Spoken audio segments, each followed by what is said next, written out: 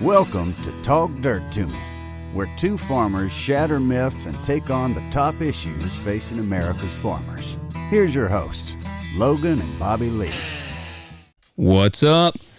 Yeah, another good evening. Another good evening. Yeah. We're a little later than usual. I was driving over here. I was thinking, it's like Logan used to talk about how he would always struggle doing those 4:30 and 5 a.m. ones we used to do. And I'm like, this is the payback. I told Marcy tonight, I said, yeah, Bobby Lee's going to be a little late. I said, I ain't telling him I'll do it at 4:30 in the morning. Yeah. It's 9:56 p.m. here local time. I said, he's probably hoping I would say, let's just do it in the morning. I really would. And I mean, it was 6 one way, half a dozen other. Either way, I'm not going to get much sleep tonight. Yeah. Yeah. But, yeah. Well, that's how I am. Which I get up on a normal morning, like now the kids are back in school. I usually just get up about 6:30. You probably get up earlier than that. I get up at 5 as my set time. Yeah. And I got up at 4:15 yesterday because I had a doctor's appointment and had those group of calves I bought last week. I still hadn't run them through the chute yet and processed and everything then. I was like, damn. By the time I get home, get my shit together, like by the time I do it, hell, I don't know how long the doctor visit can take. It might be noon before I get done. I had to tell somebody that you don't work a half a day at the clinic. It's been a couple weeks ago. Somebody was like, yeah, Bobby Lee gets off at like 11. Because they were talking about they were like, yeah, he does the hay. And I said, yeah, he does. And this was a girl and she goes, yeah, well, he gets off at like 11. I said, no, he don't get off at 11 o'clock. I said, he's off on Wednesdays and on the weekend.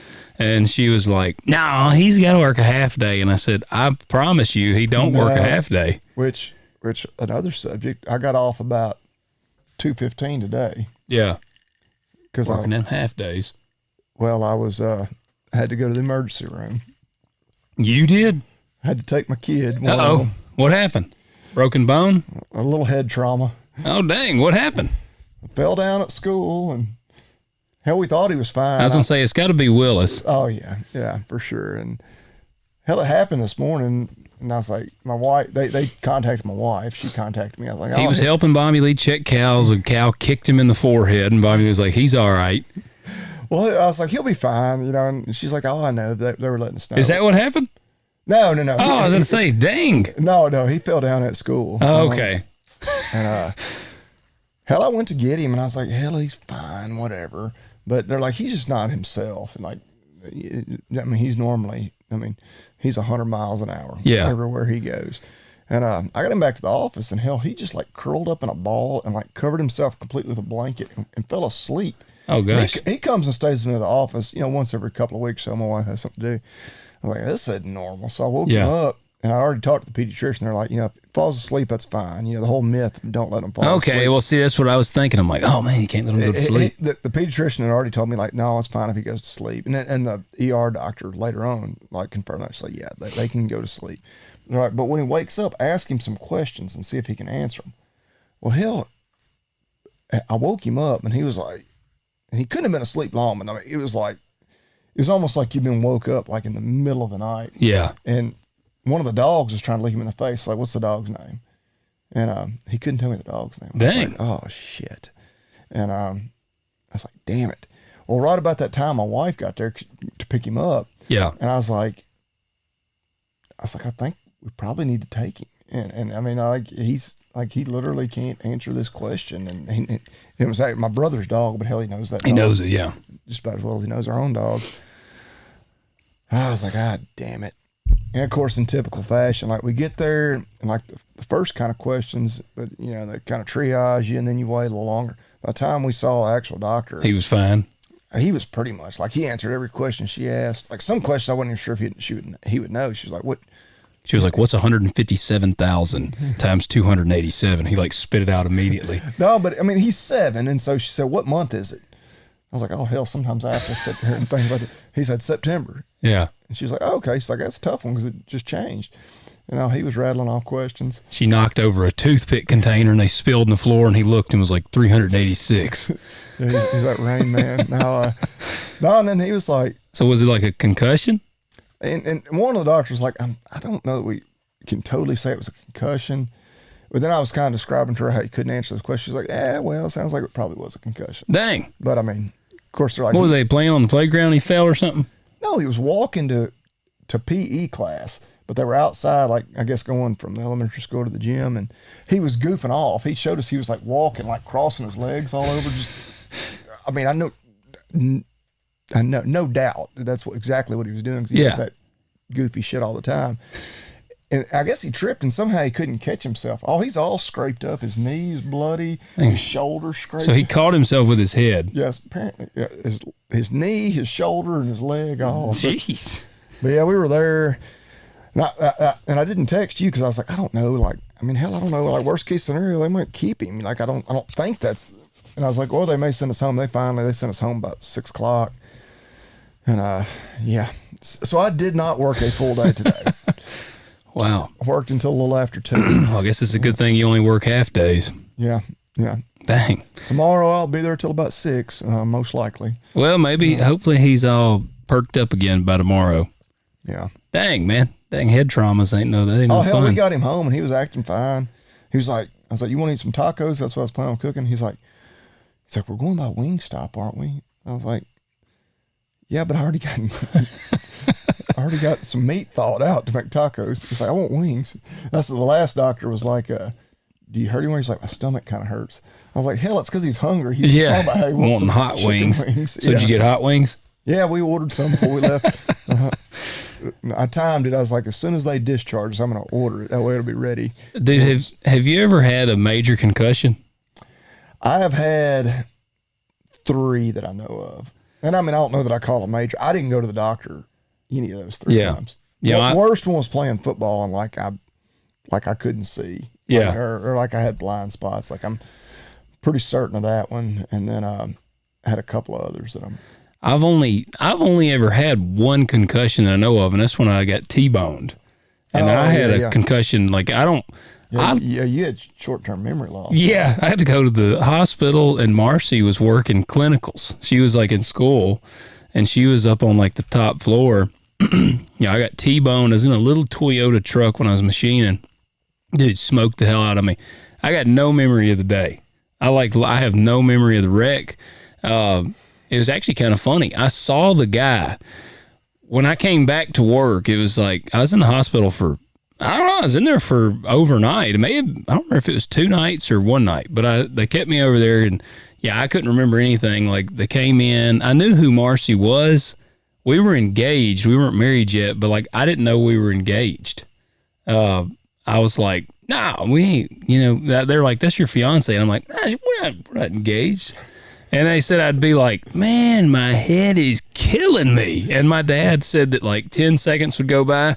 I'd be sitting there and I'd go, man, my head is killing me. Like and like Marcy's dad, he came from work right there, and Marcy was freaking out because, she's on the floor above, and they're like, Marcy, your fiance's just been, whatever they call it, like checked in, whatever for. They bring you there by ambulance? Yeah. And my father-in-law, he said he got there as they were pulling me out of the ambulance, and one of the nurses came and was like, is this are you Logan Hanks? And I was like, yeah. And she was like, what's your date of birth? And I told her some goofy number, and she was like, how tall are you? And I was like, 6'9". And they were like, all right. And Mr. Walter was like, his birthday, like, he was like, that's not right. And so yeah, I was all jacked up. So yeah. Concussions, that ain't no fun, man. Yeah. I do know that I went to pee after I got out of the hospital bed. I went there and peed, and man, it burned like hell. And I was like, golly. And I said, damn, it burns when I pee. And my dad was like, man, they put a damn, what are they?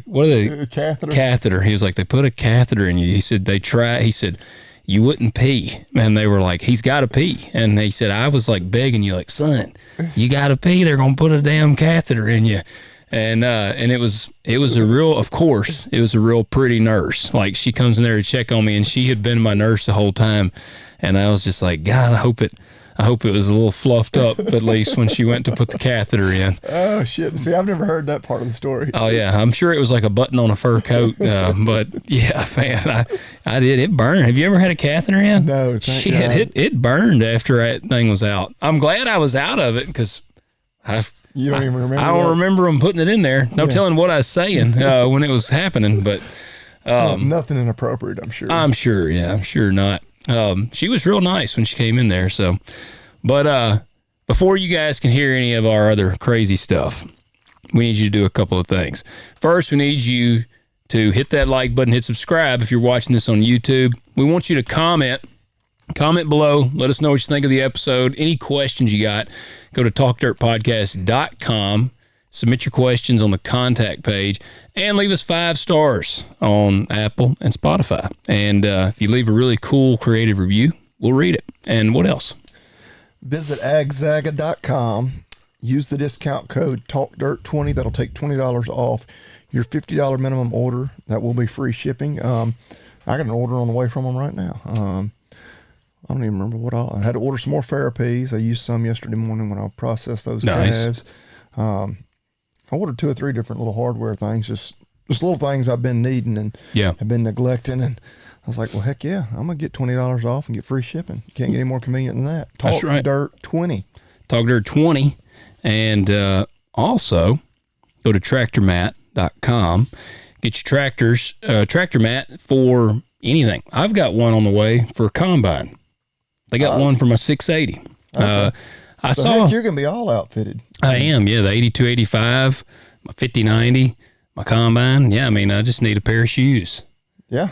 If Tractor Man will start making shoes, I'll use them. You don't even need shoes if you're going to get in. That's right. I'll just take my shoes off when I get in there. Well, I mean, you really don't have to because with the tractor mat, it's easy to clean it out. But with it being that clean, you can just drive a combine in your sock feet. That's right. Yeah, and then you can use the code TALKDIRT, all caps, all one word, and save yourself 15%. And again, that is made in USA. They are awesome quality. So do that. And guys, I really do urge you to do that. Like that helps us. Like when you do that, we're not just trying to hook you up with cool products. It actually shows companies like, hey, these guys are worth partnering up with. Yeah. So go on there and order it. I'm actually pretty angry tonight. Okay. It's going to be an angry one. Angry. You used to do all your angry farmer rants on Instagram. You hadn't done those in a while. So I almost did one today, and instead I just made a hateful meme and shared. Okay. Yeah. I didn't even see it. I don't know. About the when idiots. I said what an idiot thinks farmers are doing when they get. I did see that. They get their $60,000 payment after they just lost $250,000. Like, oh man. All right, so my big topic, we got some emails, and we're going to get to them. But my big topic that I've been thinking about is all the damn hate for farmers. I mean, this shit's gotten crazy, man. Like, so today, I was telling Bobby Lee, every now and then on social media, I get stupid comments. Like, you'll get dummies that'll comment on stuff, and they always got something smart to say. Usually it's like, oh, you welfare farmers. And it's like, yeah, whatever. And I had like a snarky, I'm good. I'll have wise ass, smart ass comments back to them. And because you don't usually change these people's minds. Like if you tried to have like a logical response, they don't ever have a logical response back. And they're not accepting logic because they're ignorant, dumb shits. And so, had one last night. He was like, yeah, he commented on one of the memes. He was like, yeah, you're a real big Republican getting all your farm payments, your welfare checks. And I said something back like, yeah, I'm going to actually try to ask if I can get more on your behalf. And I said, can you send me your information so I can specifically request your tax dollars whenever I get my next payment? And he was like, kept going back and forth and back and forth. And I was going back and forth for a while. And then he just kept on. I got on there. Don't argue with idiots on the internet. I know. And he kept on because I was having fun with it at first, but then I got on there and he had commented like 3 times in a row. Was this on Facebook? Instagram. Oh, okay. Yeah. Usually the idiots are more prevalent on Facebook. Yeah, they're definitely, yeah. But he kept on and on. And so finally I commented back because finally I got mad and I said, you just drive your ass to Munford, Tennessee. And when you get here, you send me a DM and you can come and talk to me in person. And then I was like, damn it. And like, I was like, it doesn't piss me off. So I blocked him. And that's what I've, a buddy of mine at a big company that has to deal with a lot of people, he told me, he's like, man, people don't block people enough on social media. He's like, if somebody's being a dumbass, just block them. He was like, man, he was like, your social media account is like your town and you're the mayor. And if you don't like somebody, kick their ass out of there. So I blocked this guy. Deported him. And, but it really has got me thinking. So do you see a lot of farmer hate online? Not really. Now, here and there on YouTube, that's my biggest presence. Mm-hmm. Which, the good thing about the algorithm and everything, so was that on a post you had made? Yeah.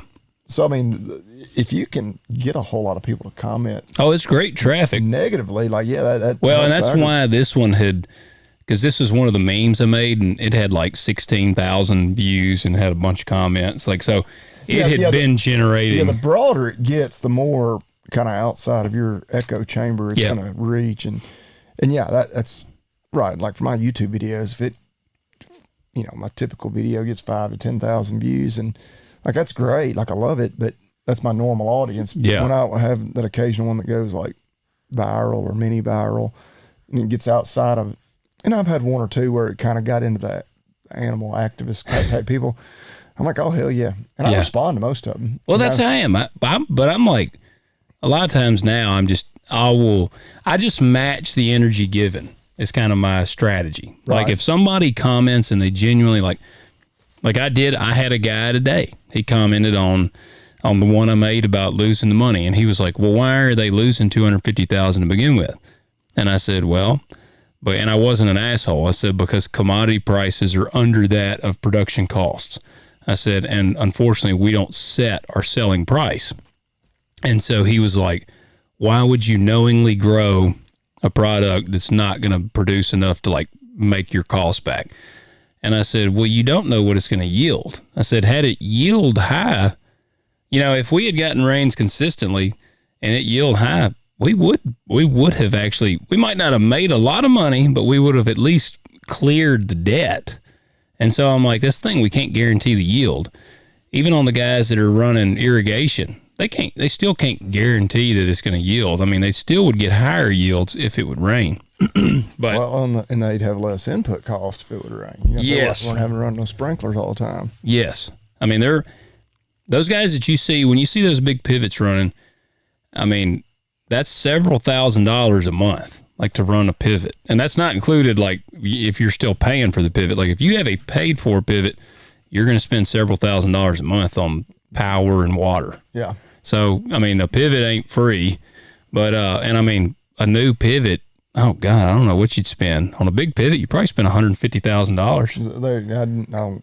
That doesn't surprise me, but I have no idea what a pivot would cost. Yeah. I mean, and it might even be more. I had a buddy of mine that was telling me that he had to have some pipe or something replaced on his, and they basically gave him a quote for like rebuilding the whole thing, and it was going to be like $130,000. And he was like, no. But it's alarming to me. There's a couple of red flags, a couple of things that alarm me. The fact that like the general public, and I know it's not all, and farmers, we still have a lot of good support, but a lot of the public is kind of like they've almost villainized a lot of farmers. And that's concerning to me. And then the second one was, let me tell you, yesterday I was up at our FSA office, and there was a person in there that I'm not saying anything, get anybody in trouble. I'm not going to say any names. But there was a person in there that shocked the hell out of me, man. I was in there talking to him, and I said something about, I was like, man, yeah, these dang commodity prices are so terrible. I was like, I don't know what we're going to do. I said, everybody I've talked to has talked about how bad it is. I said, I'm sure there's going to have to be a payment or something, I would think.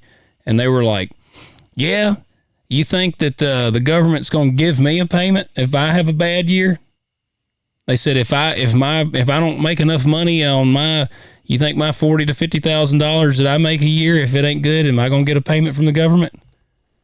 And I was like, I said, "Oh well, I just kind of like rolled on with it." I was like, "Well, you'd love to make 40 to 50,000 this year, wouldn't you?" that's what I was talking to our insurance man afterwards, and I'm like, "Shit," I'm like, I paid more than that last year to work." Yeah, I was about to say, and I just about. I mean, I don't think it's controversial to say you work a hell of a lot longer hours. Yeah. And like, yeah, you show up and you have a guaranteed, like, at the end of the year how much money you're going to make. That's what I'm operating now, for probably the second year in a row, to lose money. Yeah. And look, I mean, some people, you may look at you, oh, you're a dumbass for doing that. Well, I mean, you don't go into it expecting that. You knew things were going to be tight this year, but like you said, there was optimism that maybe we can get a trade deal done or something where prices may improve. And then, yeah, you bet on yourself and bet on the weather that, hey, if we have above average yields, okay, we can scrape out just a little bit of a profit. Yeah. Well, and that's the thing. Farmers are. You could have gone back and said, hell, I'd love to have cleared 50 grand last year and this year. Yeah. Oh, I know. Well, they started it off too by saying, "Oh yeah, I heard a farmer in here the other day talking about how he's going to have to sell one of his lake houses," and they were like, "I feel so bad for him having to sell one of his lake houses." Right. Well, and there's some folks around like that, but that's not the, you don't have a lake house. I don't have a lake house, and even like my pickup, I got, it's got cool wheels and tires on it. It's got 205,000 miles on it. It's been paid for quite a while.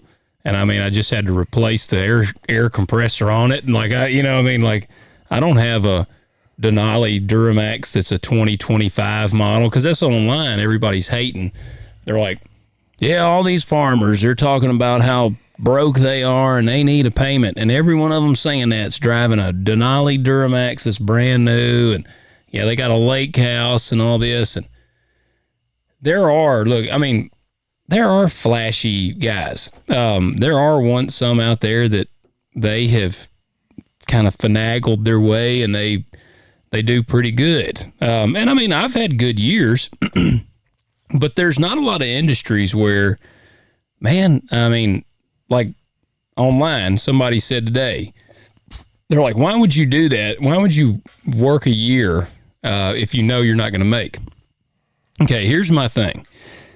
One, farmers, you almost have to be somewhat of an eternal optimist. Like, it's like, all right, well, we took a beating this year, but by God, yields will have to be better next year. Like, that's kind of the farmer mentality. It's like, well, it'll be better next year. And so you bank on that. And like, let's say the clinic, let's say you'll have you just have a month and it's a slow, bad month and things aren't real great. Can y'all just be like, well, shit, man, we had a bad month this month. We'll just shut down for a couple of months. We just won't do nothing. We got our employees. We can't lose our employees and stuff, but we're just going to shut the clinic down. We won't take any work in for a couple of months, and then we'll just ride this out and then open the doors back up. I don't think that would work, would it? No. I mean, that's kind of Thankfully, we've never been in that kind of situation, but yeah, I mean. But like, I mean, that's the thing. I told a guy today, I said, farmers, I mean, hell, man, that's what we've been farming. I mean, I farm, a row crop farm. That's what I do. I don't have a degree. I mean, yeah, I machined or whatever, but like, I've been farming for 11 years now. So it's like, that's where my skills and my talents and knowledge are is in farming. I mean, it would literally be like someone coming to you and being like, you can't be a vet no more. You got to go do something different. If you want to be a vet next year, you're going to lose $100,000. Yeah. And so on top of that, this is what you've done your whole life. 2, you have equipment that you have to pay for. You got land that you got to pay for. And man, some of these land notes, like, it's crazy. This is where it kind of messes with people's heads.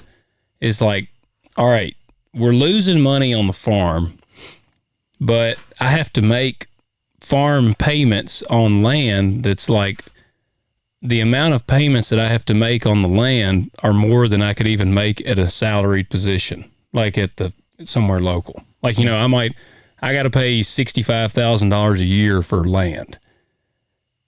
If I just got a regular job in town making 50, 60, or okay, if I was like the person at FSA, I got a $50,000, I'm still coming out in the hole. Yeah.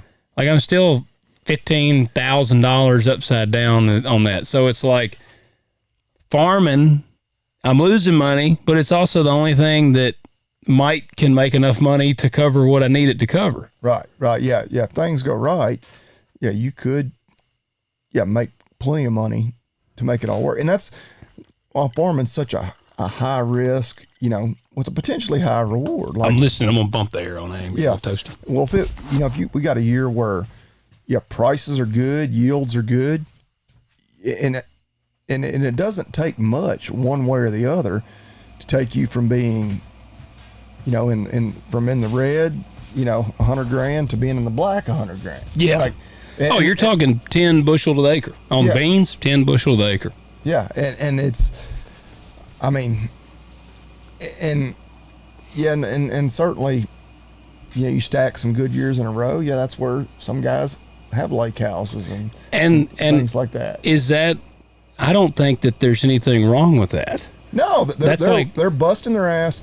Those are probably some of the bigger operators that are, I mean, they're running multi-million-dollar businesses. Anybody running a multi-million-dollar business, if their business is doing well, is probably making enough money. If that's where they want to spend their extra money on a lake house, well, more power to them. Well, that's what when I was talking to my insurance man, we were talking about it, and he was getting fired up when I told him that, and he said, he just thought of a random thing. He was like, all right, let's say we got a pilot. He was like, he makes a lot of money. He said, nobody gives a shit if he buys a lake house. He was like, why the hell do they give a shit if a farmer buys a lake house? He was like, if a farmer has he said, are farmers supposed to be just broke ass bastards that can't? Well, and I guess they would come back like, well, and I can see where, somebody looking from the outside in, like, okay, you've had 3 or 4 good years in a row. You're rolling in the cash, you don't, which I would say a lake house is probably a pretty good investment because you can sell it if you got to. A lake house 15 years ago, well, it's worth a whole lot more today than it was then. So it's kind of an investment, and an appreciable asset. And I can understand where they see where, okay, and now this year that farmer's going to get, and nothing in the works that we know of right now, but maybe they're going to get $100,000 bailout. Yeah. Or more or less, whatever. Well, I've got a job in town, I make $40,000 a year.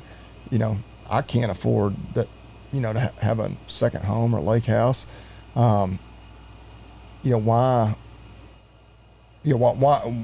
Why shouldn't they maybe have to sell that asset to cover their bad years? Yeah. Basically that money that they set aside, maybe they set it aside, in that sort of way, if you consider that setting aside, and they should use that to bail themselves out rather than the government bailing them out. I can understand that a little bit. Well, and that's what we were saying. But the thing that's the crazy part about farming is, let's say you got a guy that has built up $500,000. Like he's worked, he's got some land or maybe whatever. He's built up 500,000 capital. He's a farmer and he works 2,000 acres. Hell, man, between last year and this year, he'd drain all that capital. Well, that's why a lot of times they say, farmers are land rich, cash poor. Like, yep. There are going to be exceptions, but the vast majority of farmers aren't sitting on a pile of cash in the bank. Yeah, usually. Vast majority. Very few. Most guys are borrowing hundreds of thousands, if not millions. Yep. Every year to put in a crop, and then hoping they make enough at the end of the year to pay it all back and put a little money in the bank. It's very similar to when I was machining, and the owner of the machine shop came out there, and we were talking, and he knew that family farmed, and he asked me, he said, we were talking, and I was actually cleaning the machine. We would used to spray them down with alcohol and would wipe them down, and I was wiping my machine down, and he came over there and he said, Logan, he said, people probably, there's a lot of similarities to owning a machine shop and y'all's farming. And he goes, people think that I have just a shitload of money. in the bank. And he said, well, I have a lot of money. He said, but it's not physical money. He said, my money is right here. And he was like, It's tied up, yeah. He said, all this, he said, these machines and this building and like all this stuff, he said, all these things are assets. He said, that's where my money is. And he said, I feel like that's similar with farming. And it is, like on paper, hell, man, my net worth is, for my little piddly ass, is pretty nice. But now I'm bleeding out right now. I'm like, shit, I look pretty good on paper, but I don't feel very good. Yeah. Well, and I think in many ways, with inflation the way it is, you're better off putting it into something, some type of appreciable asset, whether it's land or I don't know. Cocaine. Yeah, you can invest in a lot of different places. Cocaine's appreciable, ain't it? I don't know what the market is for it. I mean, I would assume, if you just got a pile of it sitting somewhere, it would gain value. Or does it lose potency? Yeah, I don't know. I don't know how, shelf stable or whatever it may be. I would assume if you store it properly. But, if you've, hell, I'll tell you, if I had, I was going to say $100,000 in the bank, that won't buy you much as far as land. But, if I had $500,000 in the bank right now, I would look at that. I would think my financial advisor would be like, that's dumb. Just leave it sitting there, because that $500,000 today is going to be worth. Yeah. It'll still be $500,000 a year from now. You just won't have near the buying power. Right. But with inflation, no, inflation is robbing you. Yeah. So buy some land with that. Buy, maybe buy some cattle or something where you can, flip that money and sell them, and then I don't know. Yeah. And that's kind of what I did with the calves I sold this spring. Now we've jumped right back in. My bank account looked pretty good. Well, it looked real good for about 2 days. Then I paid off my loan from the spring, and then it still looked decent. Yeah. And then I bought, a couple of groups of calves here, and so now you got her knocked back down. All that money's out there. Now your money's out there. Yep. And you just hope they don't die, and so then I'll sell them here in a few more months, and my bank account will look good for a little while. Then I'll buy some more calves. And Well, the cycle continues. I ran 3 scenarios that I'm going to talk about, because again, the hatred towards farmers. I've seen one time somebody said we could afford to lose some farmers. Like, I saw some people have made that remark. Everybody wants to talk about overproduction, and like I think I said it last week. In every industry, you've got some people that probably shouldn't be doing it, and I do think kind of natural selection of weeding out the bad operators. The guys that maybe shouldn't be farming, and whatever, you could list the restaurant industry or whatever. If they're not doing a great job, get them out of the way, let somebody else. But the problem is, if you all of a sudden start letting people go out of business, I don't think it's a situation where you're going to see new blood come in. Yeah. Because that I think that would be kind of their idyllic scenarios. Like, okay, if this guy he's losing money every year, he should probably find, and everybody else is getting by, they're breaking even or hopefully making a little money, then if you're the oddball that's not making any money, you maybe you need to find something else to do. Maybe you need to be the hired man to work for somebody. Yeah. Let some new blood come in that's going to bring in new and innovative ideas, whatever.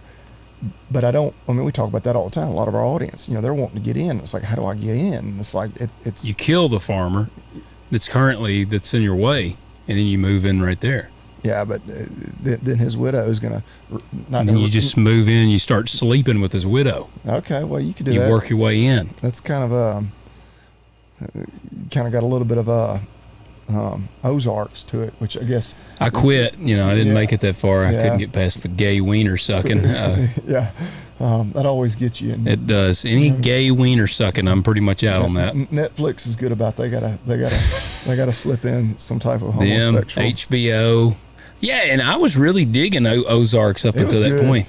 But the one I'm thinking of, young guy actually moves in with the snail woman. I can't remember her name. Diane, maybe. I don't know. It's probably wrong. But he didn't kill her husband. And spoiler alert. Which one? What are you talking about? Is this a movie? No, it's Ozark. Oh, okay, I got you. The ones that are like growing all the opium. Yeah. She actually kills her husband. Okay. Well, see, that would be almost what you would do.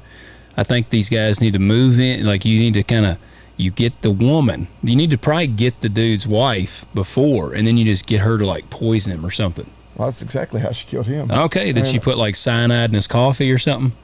I don't remember what the toxin was, or if they even said, but I'm pretty sure it wasn't his coffee. Okay. They like go for a walk in the woods, and I've got pretty good sadistic he's like tunes. Drinking his coffee, and of course he like make it all dramatic.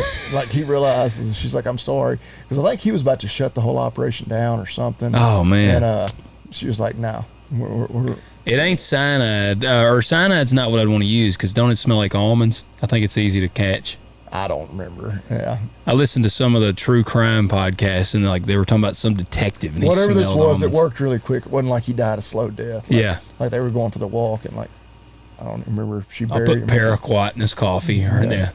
But yeah, then the young guy, which is kind of creepy because she's like probably 65, 70, and he's like 20. Is she hot? No. Oh dang. Okay. No, yeah. And she's mean as a snake. Like she's the like one of the true villains in the whole series. Gotcha.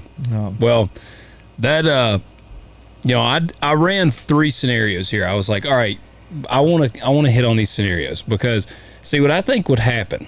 And somebody told me the other day there was one company that put out like a prediction, and basically they said if things don't improve, we don't get a payment. They projected 50% of farmers could go broke. And that'd be ideal. I mean, essentially in the row crop sector.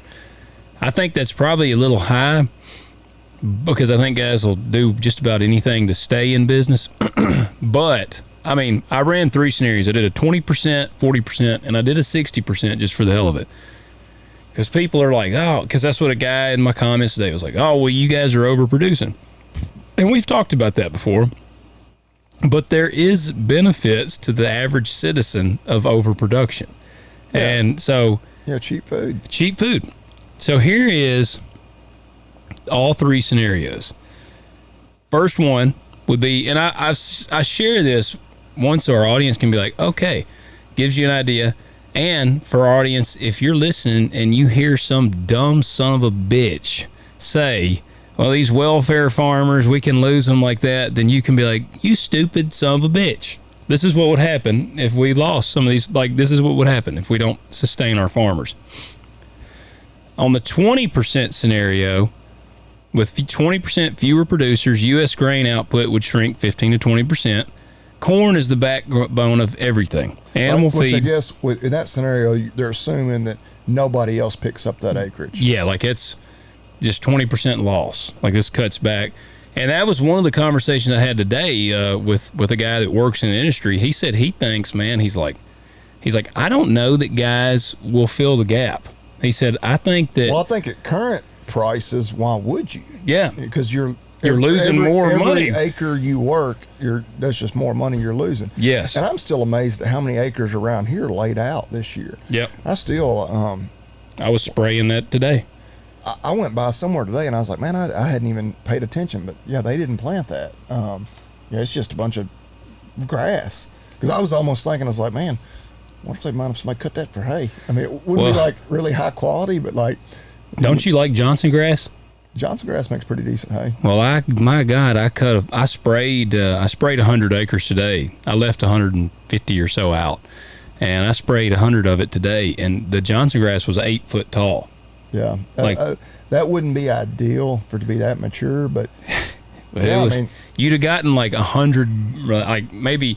Actually, this was about 49 acres, so you'd have gotten a lot of dang rolls off of that. I talked to a guy today. They had some, and I don't know if they were able to take prevent plant on it or what, but some that they decided not to plant, and they planted like Sudex. Really? And because he's doing some cattle stuff now too. Yeah. And he went and he grew out for hay, and I cut it and baled it, and like they turned it into, trying to get just something off of it. Was that one of our former guests? No. Okay. Well, here's what you could kind of expect. And see, because I think people just think these farmers would just go broke and it wouldn't affect them. Yeah. And so It's like, all Oh right, yeah, if all of a sudden you have a 20% loss in production across the board. yeah. Oh yeah. Yeah, but people just don't understand that. They don't think that. And so you could expect feed prices to jump 25 to 30%. Grocery staples, cereal, and I got some numbers. So meat, dairy, fruit and vegetables, restaurants, fast foods, menu prices would rise, portions And would for shrink. everybody, this was Chat GPT generated, this scenario. Yeah. Yes, this is like just, I was like, give me just an analytical breakdown of if we had a 20%, what would be the projected losses and changes. So fuel prices would climb. Let me just go. I got numbers. I was like, I want hard numbers of what you could expect. So at 20%, bread would go, it's currently at $3 a loaf. It would go to about $4 a loaf of bread. So you'd see a dollar jump. Some people would be like, milk, it looks like milk's about $3.80 a gallon. It'd go up to about $5 a gallon. So, I mean, at 20% loss, you wouldn't see crazy jumps, but you'd see little creeps. Eggs would be from, are they down now? Are they back down to, this says $3 today, so they must be back to normal. Yeah, I hadn't bought eggs in a while. Well, they'd be about $5 a dozen. Beef, this says you could get choice. Which beef is already high, and people are like, well, that's as high as it is. Well, it's high because just production, cattle numbers are actually down. We aren't producing too many cattle. We're not producing enough currently. And then you just drive their feed prices up because then... Right, and that's why these super high cattle that folks like me are buying can kind of still pencil out because we are buying cheap feed. Yeah. The feed is cheap. It putting weight on them is cheap. Cattle aren't. Yep. See, and that's what... So choice ribeye says you can get it for $12 a pound today. If we had a 20% loss, it'd be about $18 a pound. That's for choice. Yeah. Chicken, $3.50 today. It'd be $5 to $6 a pound. Corn, see now, if we had a 20% loss, see, this is what's funny. It's a catch-22 because it wouldn't last because what would it say corn would jump to? $6 to $7 a bushel. Then everybody be like, oh hell yeah, for It'd next year. be a billion acres of corn. But it's that's the thing. It's funny. Like bad prices for farmers generally means good prices for everybody else. Oh yeah, Like that's what one of our buddies, he always says, the cure for high prices is high prices. Yes, because high gas prices was always. I heard a guy. It may have been old Frankie or somebody that passed away. He was always like, man, I want gas prices to be high as hell. Because he was like, when gas prices are high, our prices are high. Well, it usually means the economy's strong. Yeah. And just overall, like we're even, I mean, I guess just in the country as a whole, but even like in the veterinary industry, which we're not recession proof, but having gone through like that recession of like 08 or whatever, we found that like for the most part, as long as people can still afford it, like they're going to take care of their pets. But yeah, stuff like that, it's like, high fuel prices, it hurts at the pump, but it's usually a sign of the economy's going pretty well. Yeah. Well, so I'm going to do the 60% scenario.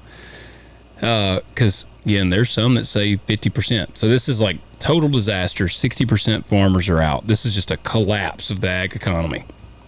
And bread would be about $10 or more a loaf. And I mean, that's just your cheap old Wonder Bread. This is why the USDA will bail out farmers, because that's easier than this total disaster than dealing with the other 98%. Because then they'd have to be of the country like starving or just being in total, taking to the streets and rioting over food prices. They would end up total anarchy. They're basically going to have to subsidize farmers, or they're going to have to subsidize all the grocery and everything. And so on milk, a gallon of milk would be $12 a gallon. Yeah. And again, that's from shortages and price spikes during essentially the feed. Eggs would be $12 plus. Beef would be $50 a pound. And it says actually that's if you can even find it, because if we had that big of a loss, feed prices would be unbelievable. Like it would be astronomical. Yeah, I mean, I don't even know how that would pencil out for cattle people. They would have to be, if you had a 60% loss, we would be having to bring in, like we would be importing feed. Well, I would assume, like, because I don't finish cattle other than just the few I sell direct. But I would assume, if obviously their feed costs go up that much, they're either going to just say, well, we're not going to feed cattle, or we're going to cut way back, or your grass-finished people would be happy. Well, or the price of fat cattle would have to go way up. Like, I can't, even though they're at record highs right now. Well, they're at record highs right now with cheap feed. If all of a sudden feed is costing a hell of a lot more, and those record highs are going to have to even go through the roof for it to even pencil out for them to keep feeding cattle. What do you think a bushel of corn would be worth at 60% loss? Oh, $15. $15 to $20 a bushel. Yeah. Be insane. And see, that'd be the problem. The people that maybe had let ground lay out but didn't go completely out of business, the next year they'd be like, oh, hell yeah. Oh, yeah. One truckload of corn would be worth $24,000. Yeah. And for reference, like, if you had a 50-acre field, like I'm going to give you a realistic look here. Let's say you got a 50-acre field, and we'll say it averaged 160 bushel. So that's 8,000 bushels of corn. So right now, you're looking at about $3.95. I'll say $4. I'll make it easy. That whole field, 8,000 bushels, is worth $32,000. $32,000, yeah. So if corn was $15, that'd be $120,000. So what is that? That's 4 times the value. You're talking. That's crazy. Like, that's astronomical. So. And then all the inputs would go up too. The inputs would be unbelievable. Like, it would be astronomical. Well, fuel alone. So we just said that makes fuel prices go up. So it affects everything. A bag of salad in the grocery store, just a bag of produce salad, it says you can get it for about $3 today. It'd be about $10. Gasoline would be about $8 a gallon. Yeah. And see, if even at a 20% loss, gas would probably bump up into the $4 range because of the ethanol. They do cut it, whether you like it or not, they do. And so I got a full list here of industries hit if farmers go broke. Because, again, people think that, again, just the fact that fuel goes up, that makes everything go up. Everything. Because everything, I'm sure there's some industry out there but right, what doesn't rely on fuel for just trucking of their inputs, it's vet clinic. Like, how do we get... If you have products brought to the clinic. We see our FedEx guy twice a day. Once when he's dropping stuff off, then whenever he's picking up samples to take out. And they roll in with the dolly every day. Yeah. Like bringing boxes upon boxes of stuff. Shipping cost would be they'd have to quadrupled. Yeah. Yeah. So here's the industries that would be hit if farmers go broke. And actually, it's funny. One of the things in here was my insurance man, he brought this up to me today. So it's funny that it made the list. Food and grocery is obviously number one. Less domestic supply. Shelves are thinner. More reliance on imports. People that hate China already, you're going to be bringing in more shit from out of the country. Restaurants, fast foods, menus shrink because this would create not only higher prices, it would create a shortage of things. Because, like you said, some people would be like, well, shit, I can't afford to feed. I ain't feeding this cattle out. And so livestock and meat processing, cattle, pork, poultry producers, with fewer row crop farmers, feed skyrockets. Ranchers either cull herds or they jack up prices. Transportation and fuel, trucking and rail, less grain hauled equals fewer loads, lost jobs in trucking. See, that's another thing. There's entire trucking industries that would go out of business. And then ethanol and biofuels, corn shortage, shipping and ports, more food imports from South America. Hell, some of these countries, in that scenario, some of these other countries would see as a chance to, by God, we're going to retaliate for some of these tariffs. We might slap an extra tariff on here. Retail and consumer goods, packaged food, beverages, restaurants, breweries, distilleries. Higher grain prices mean our damn bourbon and whiskey would get more expensive. Yeah. So you couldn't even drink yourself into sorrows. Apparel and textiles. Cotton, major U.S. crop. If 40 to 60% of farmers fail, cotton supply plunges. Your damn pair of underwear and socks could go up damn near 100%. Yeah. So you wouldn't even have any damn underwear, and you couldn't drink your sorrows away. Healthcare and pharmaceuticals. You don't really need underwear. Well, that's true. I mean, Timmy Kinney, he didn't wear underwear. That's what he always told me. Medical supplies. Corn and soy are in IV fluids. Did you know that? I didn't.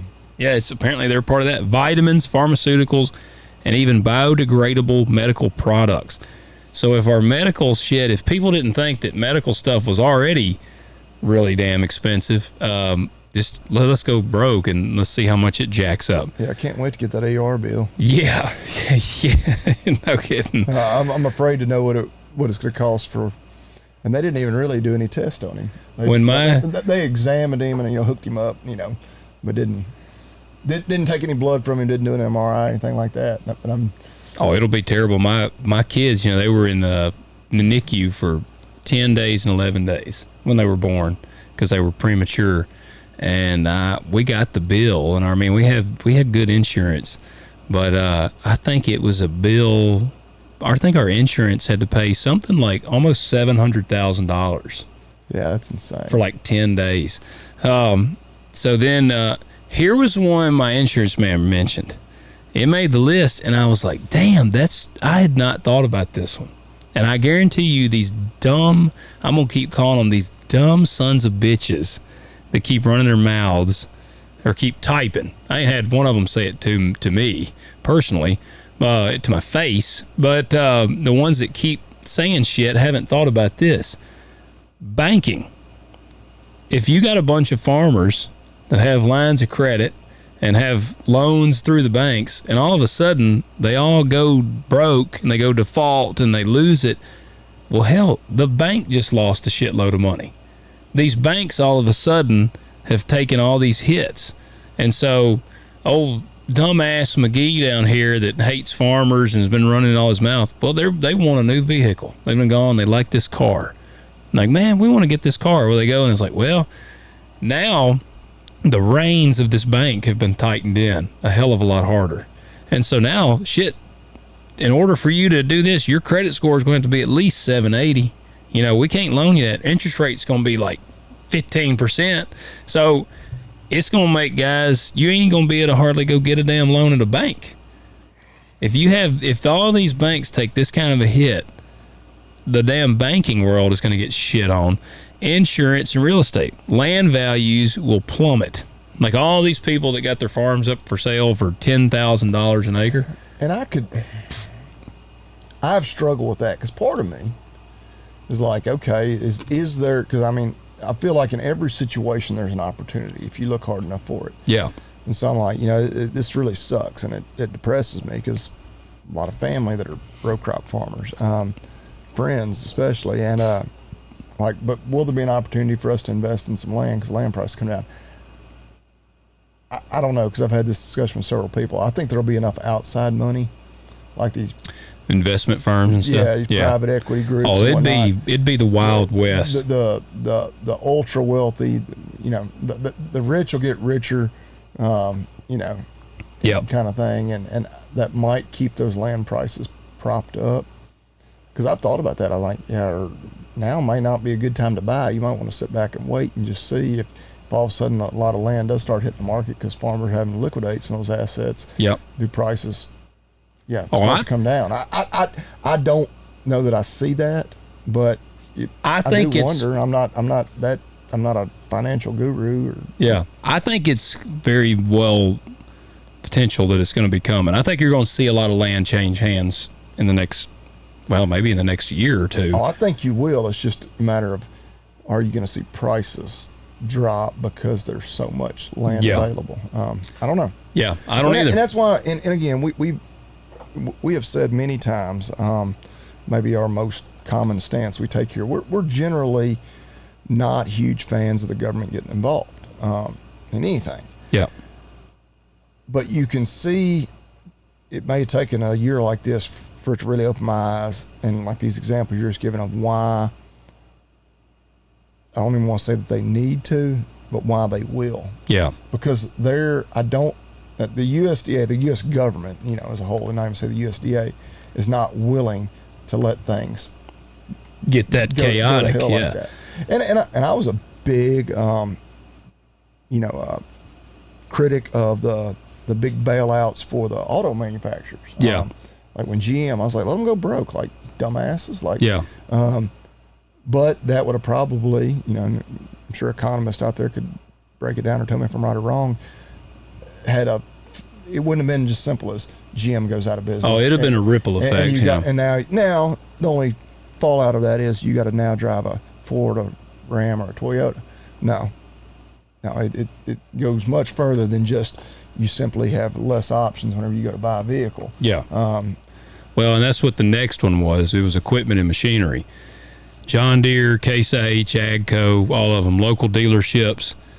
Some of those would, like John Deere. Well, they're already. They're in the same boat as y'all right now. Oh yeah. They're hemorrhaging. I was gonna say, like, it'd be the local dealerships. You would see a lot. They'd go out. I mean, if you lost that many. Nobody's buying equipment if they're all going broke. Yep. And then the market's going to be flooded with used equipment. Yep. And so then your guys working for like John Deere and Case, well, they're going to get laid off because they're not manufacturing tractors. Yeah. They're not going to they can't keep making them if nobody's buying them. And so the supply chain just gets, all this. And then the last one was, and JP Donnell on my old podcast was the one that mentioned this to me. This was years ago, and JP was a Navy SEAL, task unit bruiser. He served with Chris Kyle and all them, and we were talking about it, and we were talking about the military but compared to the agriculture, and he was like, "Bro, ag is." Because I was kind of telling him, like, man, I do wish that I had, like, served. I was like, I always thought that'd been something I'd like to have just tested my mettle. And he was like, bro, you're serving, and, like, in a different way. He's like, ag is national security. Like, he's like, our agriculture is our national security. And that's what number 10 says, national security and defense. The U.S. military relies on domestic food and fuel. A collapse in farming would make the country reliant on foreign adversaries for essentials. So countries like China, Brazil, or Russia suddenly gain leverage over the U.S. over our food and biofuel. Well, yeah, and just it's I don't know how unstable the geopolitical. You watch the news and you're like, oh yeah, Russia's evil and they're China is this and North Korea is that, and Iran. Yep. But all of a sudden, if there's we're reliant on all these imports, like that makes us for the vulnerable picking. As hell. Yeah. And there's all kinds of civil unrest because of all the economy collapsing and food prices going through the roof. And again, this is kind of a doomsday scenario of 60% going out. Then again, it goes back to, that's why I don't think if there's any way possible for the USDA or the government as a whole to keep it from happening, while they can't afford for it to happen. Like the whole thing comes falling down, and then it kind of makes you worry, like, damn, we're the most powerful country in the world, strongest economy in the world, whatever, but how fragile is this whole thing? It can. That just commodity prices for a couple of years could topple the whole thing. Damn thing. And again, this is an extreme kind of doomsday scenario, but I do laugh because what the person at the FSA that was talking shit, well, they would be out of a job. Oh yeah. They'd be like, and that's kind of. And there's all kinds of good comebacks. So I know you're trying to be civil there, a lot more civil than we are right here. Oh yeah. But if all of a sudden there's no farmers here in the county, like, do you think there's any need for you to be doing your job? Yeah. Well, it was one of those things if where the government just says we ain't helping, we're getting out of it. Yeah. That would be. I don't know if they would totally shut down the USDA, but hell, what would they be there for? Yeah. Yeah. It was one of those scenarios where when I left, I thought of a lot of the good things to say. I got a lot of questions for you once we quit recording. Okay. Yeah. You know who it is. You actually spoke to this person that day. Okay. Yeah. It really just shocked me because I'm like, and that's the thing. Like, you kind of expect your FSA people, like the NRCS crew over there, they're great. And I like quite a bit of them on the FSA side. Yeah, I've never had a negative experience there. I haven't either. And and this one it really caught me off guard when they did that. Like, and I see it a little bit from them, but it's a very shallow, like, I almost wonder if they didn't go home and think about that and say, And I don't know that apparently they had never thought that deeply about it. No, and I guess a lot of people are just assuming, oh, it's just going to be the bad farmers. They're going to go out, and somebody, a new guy's going to come along, or one of these bigger guys is going to absorb those acres. That's what would happen. Right, but like we just said, unless you're just going to keep accruing loss. Well, or unless you do see, because in that scenario, that's the ChatGPT is assuming that 60% of farmers go broke, and then the production is not picked up. Right, and I don't know. I guess my counter to that would be like, okay, 60% go out, and you're assuming those 60% also work 60% of the acres. You're going to see. I would assume you're going to see at least, 80-90% of that ground's going to get picked up by somebody. Yeah. Maybe we only lose, 5-10% of our total acres, and that would be enough to bump prices up. Yeah. Significantly, and that would have a ripple effect too. But that would also be enough. Maybe then farming's profitable again. But I don't know. I don't know exactly how that would shake out. I don't either. What I feel like would happen, because I had a guy on Instagram, and that's what he was like. Sounds like a skill issue. Like, people are losing money, and he said it sounds like a skill issue. I'm like, it's not. It's actually not. Everybody, unless you're in a part of the country, which kind of the double whammy here is that we have entered a pretty nasty drought here for the last 2 months. Yep. Which is actually what happened in the 80s. And there are parts of the country, and some of the big grain producing parts of the country that have had a excellent killer growing season. Yeah. And so we're probably not in a situation where this year, if nothing happened, that 60% of people are going out of business. It may be closer to that 20%, maybe less. Yeah. That's what a buddy of mine that was visiting with us this past weekend. They're just in East Tennessee. He's like, y'all got any rain? Because they were here and we were talking about how dry it was, and I was like, no, what are you even talking about? Like, there's no rain even. There's a little rain for tomorrow, which I'll believe it when I see it. But yeah. He's like, oh man, he's like, we've been getting hail, and like, pulls the radar, and like, yeah, it was all building up like in Middle Tennessee and going to East Tennessee. I was like, yeah, no, it is not even a hint of rain. No, I mean, and that's what in the 80s, they had like 2 years of drought, and that's what pretty much knocked everybody out. The prices were terrible, the interest rates were super high, and it was drought, and that's where we're deep in the drought.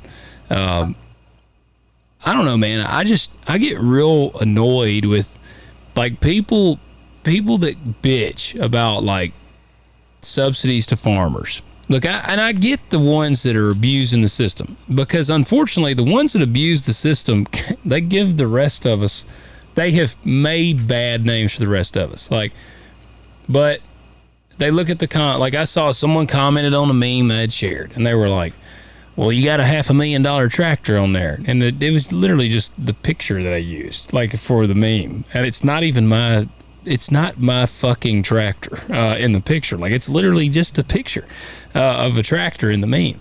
And there are some farmers that own all their equipment.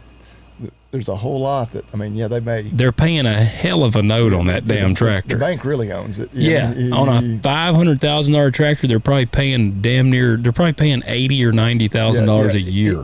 That equipment ain't paid for. Yeah. Right? But these guys are like, well, you don't need a tractor that expensive. Why don't you go buy another? But it's like, all right. Yeah. You've got to have it to be efficient, to farm. Like, I can't farm without that tractor. But they think you should have a 4760. All right, well, number one, those still aren't free. Yeah. Right. It's they just hate. It's kind of that. That'd be like the veterinary industry. We were losing money. We're like, well, you don't need that nice building that y'all could work. Set up a tent across there. You could have a shitty building. Well, yeah, and then how efficient am I? And then how many people want to come in my door when we got the building looks dilapidated. Like, yeah, I mean, what? Yeah. And yeah, can you? Right. No, that's incredibly flawed. I think It's not like you're walking in the John Deere dealership with a briefcase full of cash and saying, "Yeah, I'm gonna buy that expensive." Like, no, I'm gonna borrow the money to have this machine. That machine, it's nice to ride in, whatever. I mean, most farmers like driving tractors. Yeah. But that's a burden on you, really. Oh yeah, the expenses of it. I mean, everybody likes to look at the cool equipment, but I mean, like, the more cool equipment you have, the deeper in debt you are. Yeah, your equipment cost per acre is just astronomical. It looks really cool. It makes for a cool, like, photo for the family, the farm Christmas card or whatever. Yeah. Yeah, you got a whole bunch of equipment behind you there. Yeah, In those postcard pictures that people put on social media. Social media is always beautiful. Yeah. Nobody, puts ugly stuff up there. The outside person looks at it, it's like, oh man, look at how nice that is. And the realist looks at it, it's like, look at all that debt sitting there. Oh, dude, it is funny. Look at all that money they owe. Me and Dad and Levi took a picture. It was like 2 years ago, and they had that 8345R that Circle H Farms, our dads, have, and I mean, it's a badass tractor. It's a great tractor.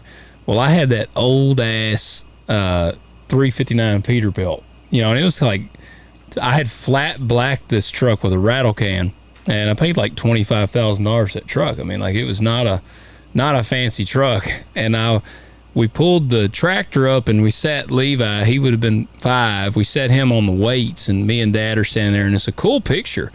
But I remember Dad was like, because I was like, oh, I'm gonna pull my old truck up here too. Like, we were on the front, and it's kind of. And Dad was like, oh man, like, he didn't want that truck in the picture because it's like not like, it's just this kind of. I loved it. Like, I was like, man, it's kind of like old. It's almost got like a rat rod vibe to it at the time. It had the rounded headlights and a flat black paint. And he was like, man, and my mom was like, yeah, get the truck in there. And it kind of threw off his vibe of the picture. But it's like one of our favorite pictures. But it just kind of tickled me. And that tractor was a lease tractor, wasn't it? The one in the picture may have been, but now they own the 8345 now. Okay. Now, but my point is, like, just because you see that nice equipment. The one in the picture that I posted in the meme, I was using it, but it was a lease tractor. It was an 8R 340. Oh, it's a bad son of a bitch. I put that thing through hell, but yeah, it's back at John Deere now. Yeah, every hour I put on this thing, or it's costing money. Every month that I have it, however the lease works out. Yeah. Yeah, I mean, it's crazy to me that people it's just wild, this like hatred. And see, I had a guy tell me, and I've talked about this on here. He was like, I know lots of guys, and I'm just going to pick the industry, he said. He goes, I know lots of broke HVAC men. I don't know any broke farmers. And it's like, bro, I know a lot of damn broke farmers. And here's the difference between a farmer and an HVAC man. And I ain't picking on HVAC. I think that's a great industry. I would urge people go into HVAC. There's good money in HVAC. But better than farming right now. Better than farming right now. A farmer, we can price around when we buy stuff, like just like an HVAC man. I'm gonna do a side-by-side comparison. HVAC man, he's got to buy equipment. He's got to buy units and different things, and he'll call around and price and find the best prices here and there. Farmers, we got to get seed and chemical and fertilizer. We can call around and price and all this and that. And I mean, and they're all competitive, so we can buy at that price. Well, the HVAC man, if it's raining, he might not go install that unit outside. But like, it's not gonna cease his whole operation. They can go and do stuff inside, work inside the buildings. They can do these jobs. Once it gets dry enough, he can go out. Well, rain or lack thereof can totally screw up your whole farming operation. And then the biggest thing, and this is what I keep telling people, the biggest damn thing, that HVAC man, he sees, all right, we got $1,000 in this job. I want to make $1,000 profit. Hey, it's $2,000 for this job. And so they set their price. When they go and they tell them it'll be $2,000 for this job, they're going to make $1,000 profit. Again, I'm just throwing numbers out there. But like, he ain't going to go and say, all right, we did this job. It cost us $1,000. Give me $800. He's not going to lose $200. He's going to set his price at a profit. Yeah. A farmer, or he's not going to do it. Right? Yeah, I can't get a load of corn and haul that load of corn to Cargill, get out up there and say, hey, I'm going to need $6.50 a bushel for this corn. Like, that's what I got to have. That ain't going to happen. So that's the thing. Farming is one of the only industries where, one, a vast majority of the elements are out of your control, and two, you can't set your selling price. Like, we don't get to set our selling price. And in some years, you maybe most, you have a general idea of what the price is going to be. You look at the futures, and of course you can all kinds of ways to hedge. And, Yep. But yeah, of course, a lot of us are always betting on, well, We'll get a little rally in there. yeah, I mean, yeah, man, these prices, it's going to be tight margins this year, but that's at $4 corn. Yeah. If some things go right, maybe there's a problem with crop here or there, and we don't, that might all of a sudden, it might jump up to $4.50 by harvest time, and everybody's a lot of times kind of betting on that. Yep. And then you have a year like this where demand's just not there. We still got a lot of supply, and a lot of the corn growing areas and crop growing areas in general are doing pretty well. And so then you got us in our little corner of the world where it's not. It's like, oh Lord, this is already a year where it was going to be tight, and now yields are not going to be. I mean, we're going to be below average yields, well below average, and this was not the year for us to do that. No. So, yeah, I don't know. I tell you, it really chapped my ass. All the farm hate. And I mean, and the thing about it, the people that are like commenting the hate, they're not going to listen to this episode. They're not going to listen to logic. And that's the thing. It's crazy. That's why you just don't argue with people on the internet. I know, but it sucks because it seems like they're multiplying. Like, they're loud. I don't know. Like, if you polled the country as a whole, like, what percentage of people want farmers to fail? I would hope it's a low. I would think it's the thinking people. I mean, you got some people who are just assholes. Yeah, they're just angry. They get on. They hate their job. So they're miserable. They want everybody else to be miserable. Right. They and they're like, man, whatever. I don't know. Well, all I got to kind of wrap up this episode, for all those people that are like, yeah, these farmers on welfare and all that, all I got to say is just fuck you to those people. And if you got a problem with it, then I'm going to tell you the same thing I told that guy. You just come to Munford, Tennessee, and you find me on Instagram. Send a message to Talk Dirt Podcast. Send a message and say, hey, buddy, I'm here in Munford, and I'll come meet you. And we'll just have a conversation, and we'll just see how it goes. And I don't think I'm a Billy Badass, but I'm just pretty damn tired of it. So come and talk, and we'll just talk. If you want to say the shit to our faces, then come on. I'm not looking to fight anybody, but Logan's a pretty big guy. Don't come looking for me. But I'm too damn old for this shit, just like Danny Glover. Glover over here. But see, that was a very Mel Gibson Lethal Weapon response there, I feel like. Yeah.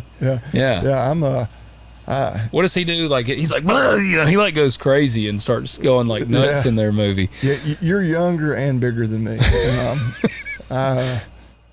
Which I would say the average internet keyboard cowboy ain't a big guy, I'm sure. Yeah, I would dare say, just on average, I'm probably bigger and in better shape than any of them. Yeah. Well, and I got an ace in the pocket here that they're in their mom's basement. Yes. Mom, meatloaf. Yes, that is exactly what I'm thinking. My with their cat in their lap while they're typing. Yep. My ace in the pocket is if it seems like I'm gonna be in trouble, I've got a good friend of mine that has been doing Muay Thai for like 20 years, and he's a black belt in jiu-jitsu, and he just would love to punch somebody in the mouth. So I'm like, if I feel like odds... And he's a friend of the farmers, I would say. He is. Oh, yeah. He'd be all about, man, he's all for us. So, and he's literally one of my best friends. Like, I could call him. I've been in scenarios where I've called him, and he's like, if you want to go hurt these people, you let me know. We'll go break their legs. And I'm like, I think we might. So... my dad, like, one of the things he always told me, I think it was Dad. Me and him were talking, and he was like, some people have always said it's like it's good to have some friends that are capable of doing bad things. Oh, yeah. And I've got some local friends. That was one of the nice things with my old podcast. I made some friends that they will do some bad things. What's the movie with Ben Affleck? Is it The Town, man? Town? Yeah. He's like we gotta go do some bad stuff. It's bad people. Don't ask me about it. He's like, whose car are we taking? Yep. Yeah, I mean, I think a guy, your friend group is not complete unless you have like at least one or two guys. One guy be like, we got to go do some bad shit. Yep. And they're like, okay. I got several of them. I'm like, man, I could call them. I mean, I got one I know. I could call him and be like, I murdered someone. We're not wanting to be violent, but sometimes good men get pushed to violent ends. What is have you watched Dark Wolf yet? I hadn't. Man, this time of year I don't get to watch. Shit, I've been which we had friends in town all weekend. We watched a shitload of football, drank a bunch of beer, grilled a bunch of fine meats, mostly beef, of course. Yeah. And then hell, I've been in a ball field. Well, tonight I wasn't because I was in an emergency room, but been at a ball field every night. I'll be at a football game tomorrow night. I'll be at ball games Saturday and Sunday. Jeez Louise. Monday will be my next day, which we should be at home Saturday and Sunday night, but we'll be at. Well, at least you just work a half day. Yeah. Yeah. I mean, I'll get there about 7:30 in the morning. I'll take a little lunch break and I'll leave about 6 o'clock tomorrow night. Yeah.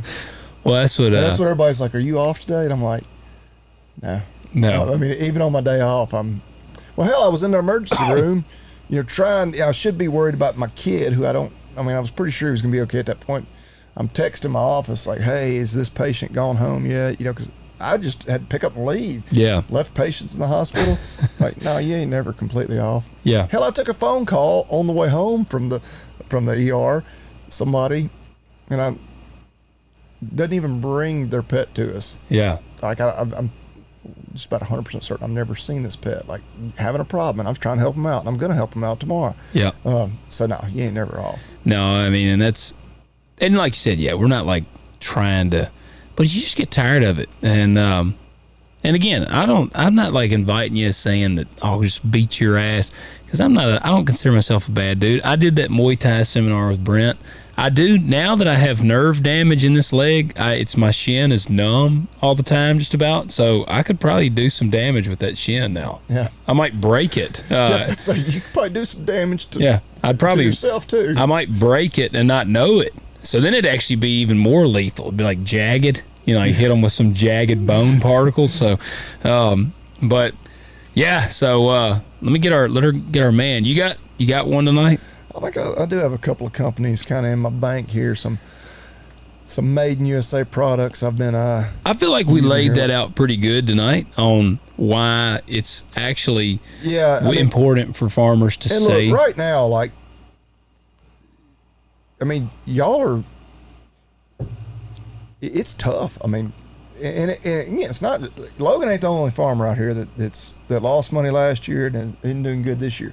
There's some generational farms that are having trouble and are, and I don't mean just having trouble, like starting to liquidate assets. Like, I mean, that's what I was going to say. That's the thing. It's real, but like right now, it's not the time to be poking the bear. Like y'all are all. Everyone's on edge. Yeah. I talked to my.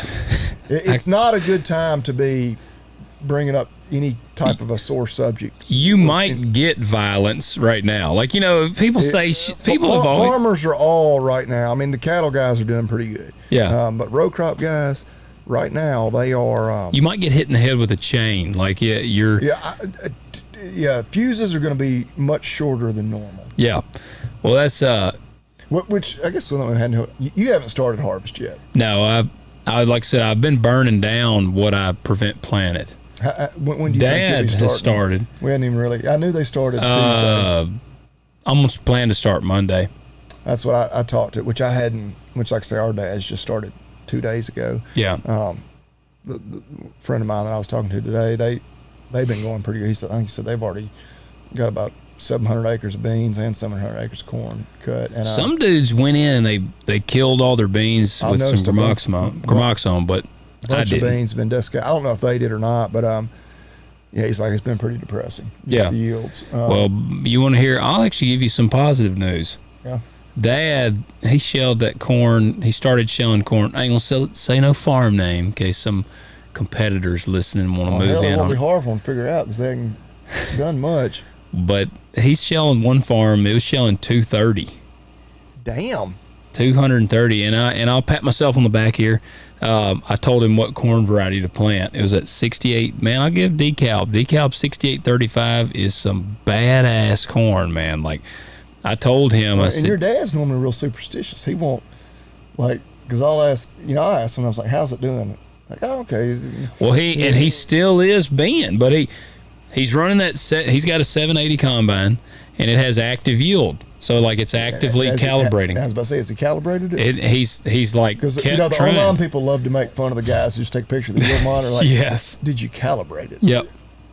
No, these are like it does an active calibration where it has scales in the hopper, and it's weighing it as he's harvesting, and it's like calibrating. He runs calibrations periodically. And he told me today, he said it was showing a 229 point something bushel average out there. Good test weight. 61 test weight, killer test weight. I mean, and again, that 6835 is bad to the bone. Now, let me preface that. That's a testament to some of these varieties. But this was the earliest corn. He planted this corn April 14th. Naturally, you're right. Yeah. They're going to be harvesting what But yes, it is a testament to GMO crops. Like this corn that can withstand going through these dry spells. And it never lacked for rain through about the first week of July. Yep. Like we had excess rain to that point, and then it just absolutely stopped. Yeah. We're 60-something days without a significant rainfall. That's what our buddy William Lee, I almost texted him yesterday, just kind of tongue in cheek, but I was like, no, I'm not giving him 2 hour time. I got my bill from them for my insurance, and it's for my PRF insurance, which is basically rainfall insurance. Yeah. It's a pretty good sized check for my operation that I had to cut him. Yeah. I'm like, so weird that I'm having to cut a check for rainfall insurance that I never got. Well, when we're in the midst of a pretty damn terrible drought, yeah. Like I don't know in my short time farming, I don't know that I've gone through. And it's been relatively short term. It's only 2 months. It's not like we're in a multi-year drought or anything. We don't really get those in this part of the country like they do in some places. Yeah. Like it's going to rain in the winter and the spring here. But I was like, damn, I'm having to cut one of the biggest checks I've ever had to cut to them while my grass is literally like crunching. I'm feeding hay already. But a lot of that's because it's always delayed. They don't even have figures in yet for these last couple of months. So I probably will get some insurance money. I don't know that it'll be enough to offset how much I paid in, Yeah. It'll probably end up being a wash, but it seems weird. Like I'm like crying myself to sleep at night over how awful my pastures look, and I'm writing a check for my premium because we've had plenty of rainfall, but it's delayed by a couple of months. Yep. But anyway. Yep. I'm with you. Didn't want to give him too hard of a time. No, I hear you. There you go. Let me start off with 2 words. Made in America. All right. So I got a product that you can get at agzaga.com. All right. Here we go. It is the Farm Pack fence charger. Solar powered electric fence charging system. And of course, I bought it from my friends at Agzaga because pretty much always buy my farm supplies from them. Didn't even know that it was necessarily made in the USA until I got it in. And I got that set up. Been using it a couple of months, but they are, I forget what the actual company name, because I believe it's a, maybe I got that all wrong. Parmac. Their charger. God dang, now my damn internet's not working. Parmac Magnum Solar Pack 12 is the one I have. Okay. But yes, they are made in the USA. Check them out. And again, the cool part about it is you can go to agzaga.com. Get you a discount. Use that. It's Parker McCrory Manufacturing Company. Okay. Parmac. and they've kind of shortened that to their company name. ParmacUSA.com. Yeah, ParmacUSA.com. If you want to go to their website to maybe research them a little more, but when you get ready to buy it, you're going to go to Agzaga.com. Look under their electric fencing supplies. Of course, they got everything else you need: the tape, the grounding rods, all the connectors, the stakes, you name it, the insulators for your post. BS, those chargers are, as their website says here, proudly made in the USA. Go check them out. Do that. And guys, another cool made in USA product, Tractor Mat. Tractor Mat. Yes, go to tractormat.com. Get your very proudly made in the USA tractor mats. Again, these are awesome. They're contour to the cab. They're made specifically for your models. Go on there. There's a good chance they have the model that you're looking for, even if you got a Massey Ferguson. They're adding new ones all the time. Yep. Got the Sassy Massey. The Sassy Massey. Go on there. Use the code TALKDIRT. You'll get 15% off. And again, guys, go and support us by using these codes. There's actually, I even put a code, a link in the description, and you can click it, and it like somehow registers that you visited with that link. So use the link in our description too as well. Guys, we do appreciate you tuning in, and we urge you to go to talkdirtpodcast.com. We've got a few emails to get to, but go on there, hit the contact page, submit your questions. If you just want to tell us how terrible you think we are, or how awesome we are, do that. We'd love to hear it. Take this episode and try to think about this. And next time you hear somebody like saying, "Yeah, them damn farmers getting all that money," we know we're preaching to the choir. Like, farm hating people probably don't look up farming podcasts to listen to. Yeah. And I don't know. Maybe some people hate listening to us every week. Hope you do. We want everybody to listen. But yeah, I know that was something been chapping your ass. Yeah, it has, and I want you to. And now's not the time to be, kind of poking the bear at the farmers. Like, that's what I was going to say. If you're not a farmer and you're running into a guy, it's a local farmer in the coffee shop, like, not that you got to like avoid him because he's in a bad mood, but probably not the time to be like, picking at him on anything. Maybe buy him that cup of coffee if you've been in the coffee shop. That's what my... Won't pull him out of the hundreds of thousands of dollars he's in debt this year. But it'll make him feel good in the moment. Yeah, it'll maybe brighten his day just a little bit. That's what one of my reps that I was talking to, that's what he said. I was talking to him, and I'm like, man, I told him, I said, man, it is what it is. I said, it is what it is at this point. I can't do nothing about it. I've done everything I can do. It's out of my hands. And he goes, man, you're right, man. He said, it is. And he said, you didn't do nothing wrong. These people didn't do nothing wrong. And he said he had a guy that would call him a farmer, and every day he'd call him and be like, man, damn it, it's terrible. What are we going to do? And all this. And so my rep said, man, he would call me every day, and he would talk about how bad it is. He said, finally, one day he called me, and he was like, man, what are we going to do? And my rep said, I told him, damn, I'm about to go jump off a damn bridge. That's what I'm going to do. You want to go with me? We're going to jump off a damn bridge. So, like, man, yeah. Well, and you got to, I and not just talking about farm here, worry about the things you can control. Yeah. And I mean, and that may mean like going into next year, you say, hey, I'm maybe going to rob a bank or something. Not necessarily say I'm not going to farm, but I'm going to really think about, but like at this point, like sitting here on what's today, September the 5th. Yeah. 4th, yeah. Yeah, it'd be the 5th here. When it drops, yeah. Yeah, we're almost to the 5th. Anyway, yeah, it'll be a rough day for me at the office tomorrow. Good thing I only work a half a day. That's right. Right. I'll go home and take a nap tomorrow afternoon. No, my wife. If I went home, I'd be better off just going out in the parking lot and sleeping in my truck. But I'd get home. She does something for me to do. But or hell no, I'd get home, and I'm not to brag or toot my horn. I'd be like, shit, I need to go work on this or something else. Yep. Yeah, and then I'd go to bed tired again tomorrow night. But anyway, totally lost my thought. But yeah. Well, there you go, guys. Leave us those ratings. Leave us those comments. And we will catch you next week. Yep, we'll be right here. See y'all.